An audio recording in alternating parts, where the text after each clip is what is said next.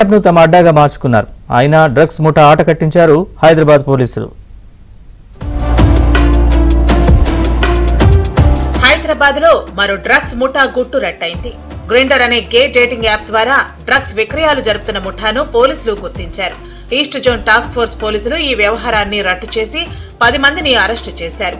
ఇందులో 2 డ్రగ్స్ పెడ్లర్లు ఉండగా మరో 8 మంది డ్రగ్స్ వినియోగదారులున్నారు. గ్రైండర్ యాప్ అనే ఒక హోమోసెక్సువాలిటీ ఉండేటువంటి యాప్ను యూజ్ చేస్తూ అందులో కస్టమర్స్ని తీసుకొని వాళ్ళకు ఈ MDMA డ్రగ్ అమ్మడం జరుగుతూ ఉంది.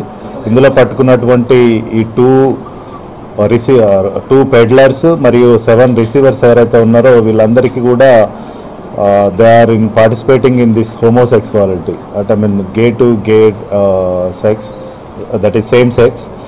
సో వీళ్ళందరినీ కూడా ఈరోజు అరెస్ట్ చేయడం జరిగింది. డ్రగ్స్ వినియోగిస్తున్న వారంతా స్వలింగ సంపర్కులుగా తేలింది. దీనికి సంబంధించి 100 గ్రాముల MDA స్వాధీనం చేసుకున్నారు.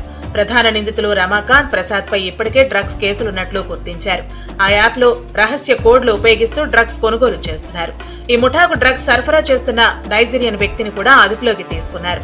బెంగళూరులో డ్రగ్స్ సప్లై చేస్తున్న నైజీరియన్ నుంచి 2 పెడ్లర్లు కొనుగోలు చేస్తూ అవసరమైన వారికి అందిస్తున్నారు. ఇందులో జాయిన్ అయినప్పుడు గ్రూప్లో ఏదైతే జాయిన్ అయినప్పుడు వాళ్ళు కొన్ని సింబల్స్ యూజ్ చేస్తూ ఉన్నారు. అంటే వాళ్ళకు జనరల్గా గ్రూప్లో జాయిన్ అయినప్పుడే వాళ్ళకు they can intimate this type of symbols ఉంటే వాళ్ళ దగ్గర డ్రగ్స్ ఉన్నట్టు.